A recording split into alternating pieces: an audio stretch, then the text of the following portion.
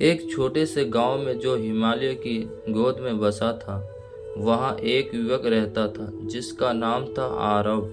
आरव एक साधारण किसान का बेटा था, लेकिन उसके दिल में कुछ बड़ा करने की चाह थी। गांव वाले उसे सपने देखने वाला कहकर हंसते थे, क्योंकि वह हमेशा जंगल की रहस्यमयी कहानी में खोया रहता था। गांव के बुजुर्ग बताते थे कि जंगल के बीचों बीच एक प्राचीन मंदिर है, जिसमें एक ऐसा खजाना छिपा है जो न केवल धन दे सकता है, बल्कि जीवन का असली मकसद भी दिखा देता है। लेकिन उस मंदिर तक पहुंचने का रास्ता खतरों और रहस्य से भरा था। कोई भी आज तक उस खजाने को ढूंढ नहीं पाया था। आरव को यह कहानी बचपन से ही आकर्षित करती थी।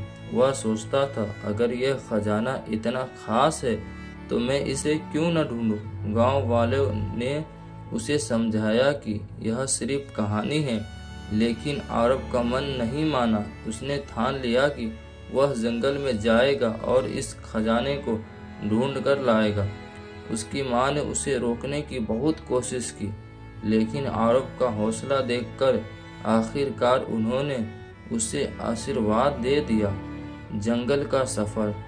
एक सुबह जब सूरज की पहली किरणें जंगल को छू रही थी, आरव ने अपना छोटा सा थैला लिया, जिसमें कुछ रोटियां, पानी बोतल और एक पुराना नक्शा था जो उसने अपने दादाजी से लिया था।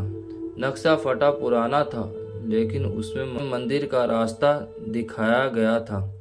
आरव ने जंगल में कदम रखा। जंगल बहुत घना था और हर कदम पर अजीब अजीब सी आवाजें आ रही थी। पेड़ों की छांव में सूरज की रोशनी मुश्किल से पहुंच पाती थी और हवा में एक रहस्यमयी ठंडक थी।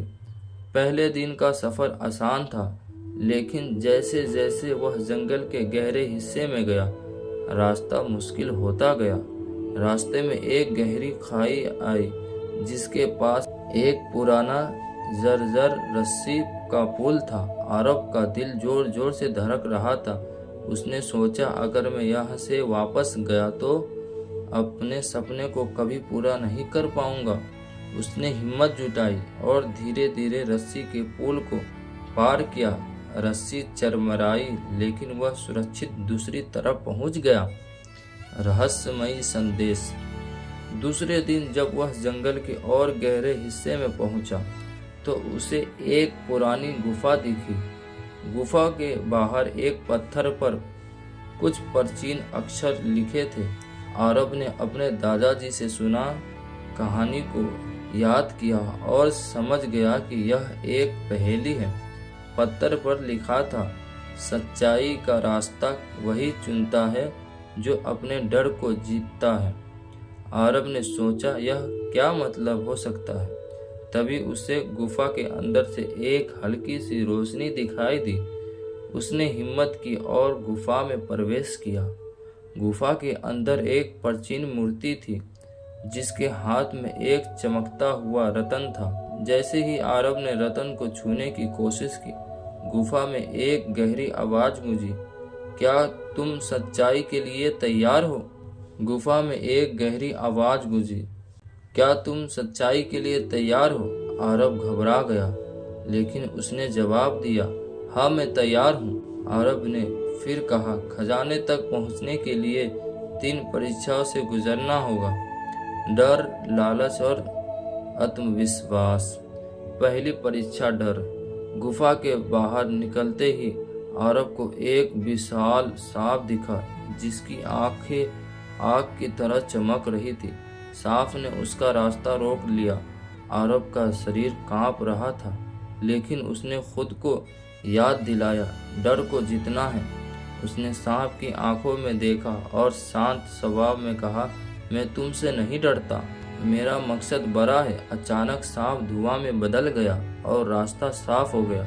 आरव ने राहत की सांस ली। उसने पहली परीक्षा पास कर ली थी।